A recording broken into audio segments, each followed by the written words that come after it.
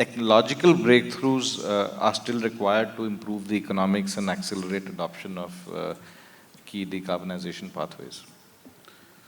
Good afternoon, everyone. Thank you for the time, the pleasure. It's an honor and pleasure for me. So before going into that, just to preface what was already discussed in the morning and even now. So we are talking about doubling the capacity, the refining capacity by 2045, 2050. But even if you look at a shorter term, let's say in the next 5 years, that's about 20% or so growth is going to be happening in this sector, right? The way we look at it is in essentially two parts. Being in the refining industry and being here for, I think, quite some time now, what we also need to look at and dive deep into is essentially the domestic technology breakthroughs, wherein you can try to control the initial cost that goes into the new plants so that you overcome certain economic hurdles, of course, with the AI and other digitalization involved in that. With the target essentially to produce low-cost fuels, petrochemicals, and be competitive in the market while you still maintain a good margin, right? Especially when you think about it and going down the crude to chemical pathway, we are now talking about taking a barrel of crude and producing 70-80% chemicals out of it. From a pure catalytic perspective, we have our latest additives, catalysts, etc., to drive down the pathway, but the initial cost, etc., should be made competitive to enable that investments and to drive towards that path.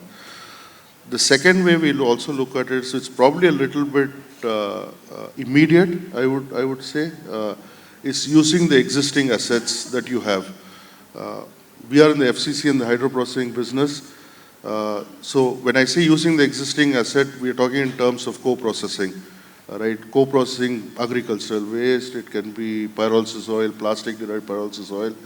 There are solutions available with minimum investments, and thereby you can accelerate or start the pathway into, let's say, low-carbon fuels or low-carbon petrochemical products that you made, because doubling the petrochemical intensity, right? You need all those molecules, and you need to have quote-unquote green tag attached to that also.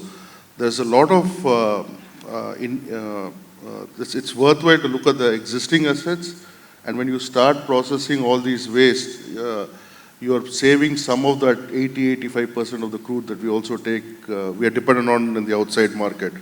And like you said in the start, right, the current shock, that's a huge shock for us. We absorbed most of it, but imagine another scenario like that. So that's the direction I think we need to go. Non-fuel processing, fossil fuel processing, I would say. There are products available, services available.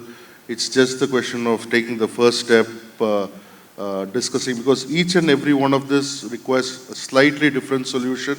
It's not universal, I would say.